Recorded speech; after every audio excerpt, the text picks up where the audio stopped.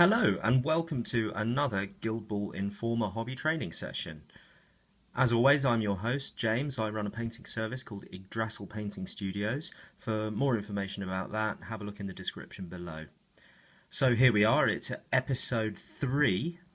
What are we covering in episode 3? Well, we've already gone through basic hobby tools and had a look at filing.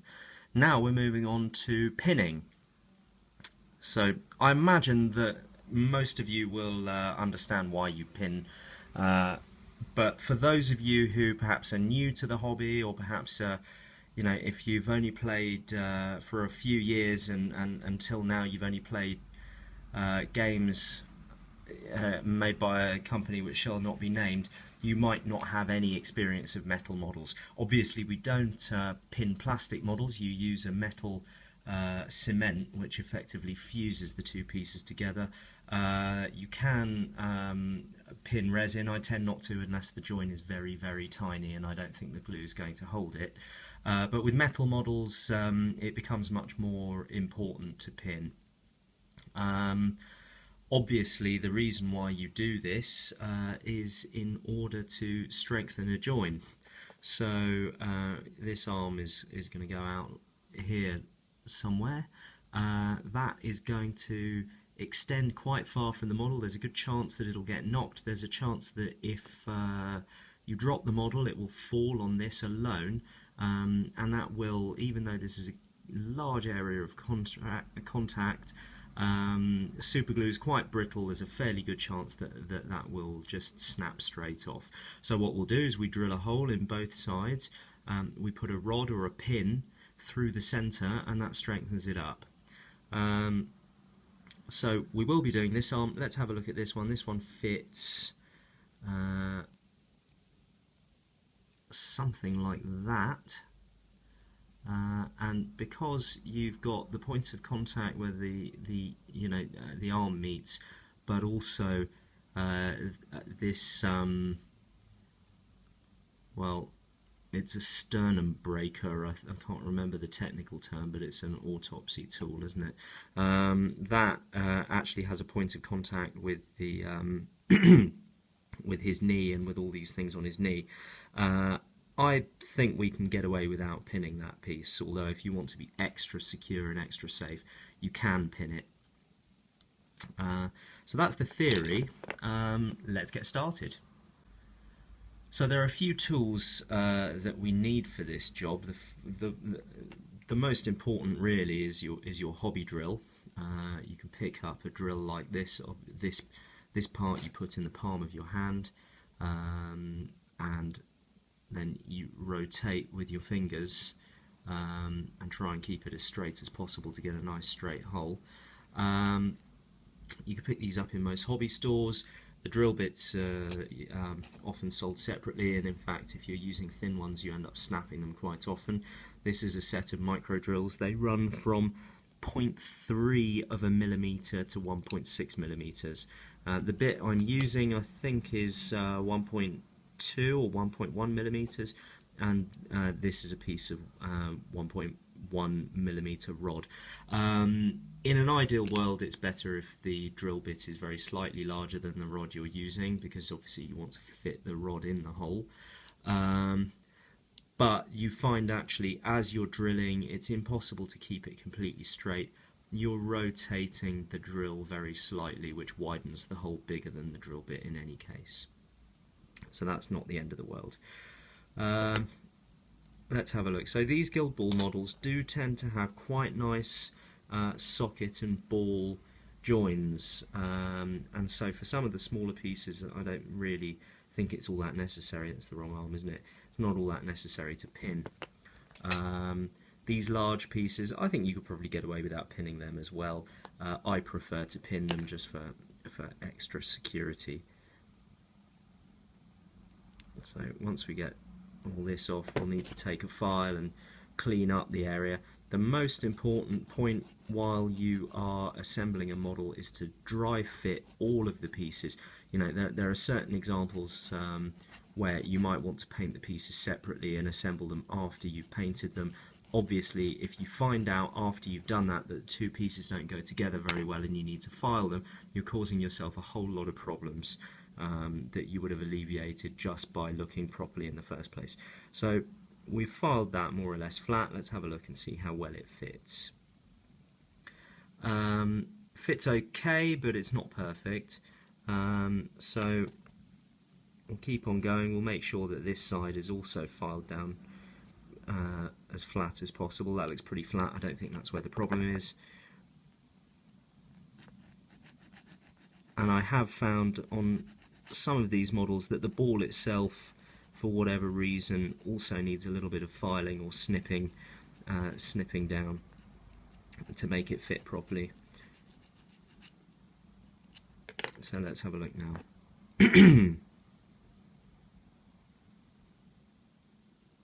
Okay, that looks a bit better.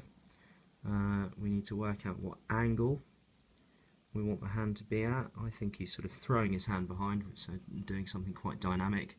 We'll put the thumb down and the little finger in the upward position. So that's going to look like this.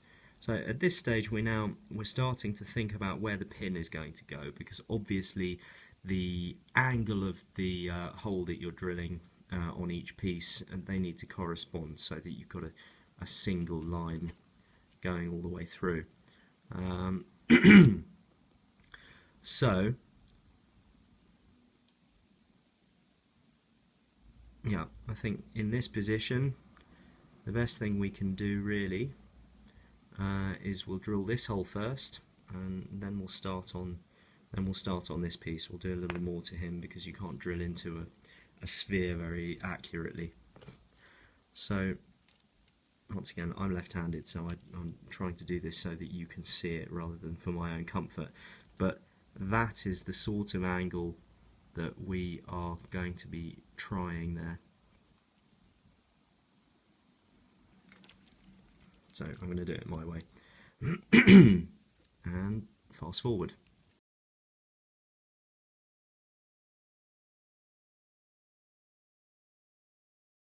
Technique.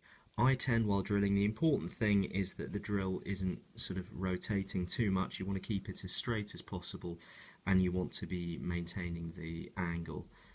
You also want to be, of course, aware of how deep the hole you're drilling is, because you don't want it coming out the other side of the model. What I tend to do is I tend to rest both hands on the table. Try not to push too hard. This is a relatively large drill bit, but with a smaller drill bit you will end up snapping it. So I make sure that this piece is very well braced, and then I brace the drill bit so that there's tension there, and then I twist. I try not to push too much while I'm doing it. I just try to maintain that tension. So it's very difficult to get a decent purchase on a sphere. So what we're going to do is we are just going to snip off the ball of the ball and socket join. Useful as they are if you're not pinning, they're kind of in the way if you are pinning. Okay, so now we've snipped off the ball and filed it flat. We could just eyeball where we want the hole to go and eyeball the angle, but I'm going to show you a little trick. This is a ball of, well, in the UK we call it blue tack. It's poster tack, you know, the thing that students use to stick posters to their dormitory walls and stuff. We are going to stick it onto the end as best we can of the part of the model that you have not yet drilled. And now I will do it off screen, but you lick the end, and the reason why we lick the end is because we want it to stick to the part that it's already stuck to. We don't want it to stick to the other part. So a little bit of saliva, check you've got the right angle of the piece, and you dry fit them as accurately to where you think you want them to go as possible. That looks good to me. And then when we pull them apart, it's carried on, it's stuck to that, and this is the impression of the hole that we've created. So we have two things here. Firstly, we've got the position of the hole, we've also got the angle of the hole, so that's pretty useful. And now we're just going to push the drill into the base of where that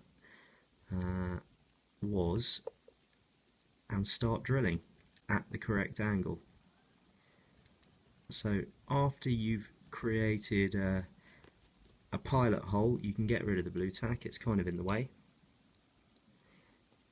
and keep on going.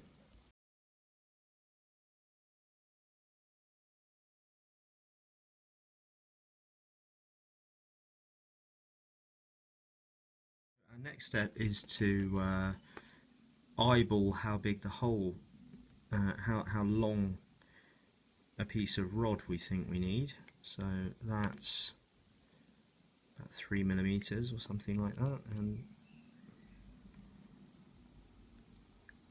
in there, and what I think I'm just going to widen that hole very slightly.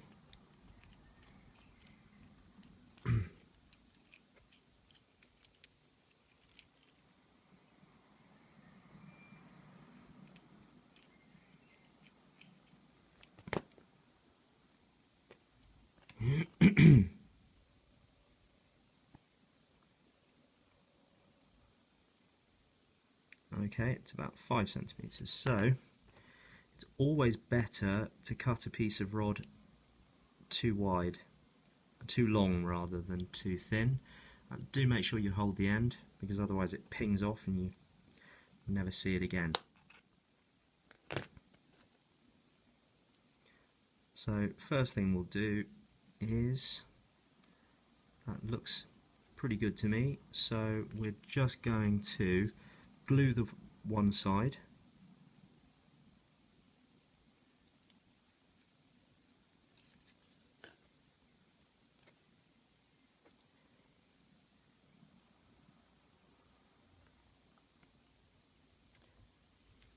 we'll let that dry, or in fact in this case we're going to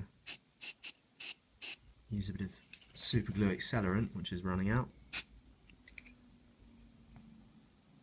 So super glue accelerant or activator you can also buy quite easily on eBay. So now this part's dry, we will have a look here, and that's now going together quite well. You might need to snip the pin a little bit, or if you think that the pin is already short enough, you can always re-drill the hole. So we'll also use a bit of super glue on this side. I tend, with these models that used to be ball and socket joints, to use a little bit more super glue than I probably would do otherwise, and the reason for that is to fill the cavity. Also, if your hole is a bit bigger than you'd like in an ideal world, then that's also a good thing to do. So that now feels, yeah, that's in the right place at least. And the next step, after letting it dry, will be just to tidy it up here and there with a bit of green stuff. You can see I can still get my fingernail into there. You can see the join. To a degree on this model it doesn't matter so much because because he's wearing some kind of arm glove. But you know, it depends on your standards as to how tidy you want to make it all. Okay, so the next step, I've already drilled a hole for the foot, and I will be making a pin for that. I tend to pin models on corks like this while I'm painting, and then I paint the base separately. Then when I've finished, I simply snip the pin to size and glue it onto the base. I find it much easier than trying to paint a model with a base on the feet, and I also think I probably do a better job of the base and the model subsequently. But again, you know, that's just something I do. You really don't have to if you don't want to. But pinning your models, yeah, I hope that's been of some use to you guys. Please do like, share and subscribe, it really helps us. Next episode, green stuff.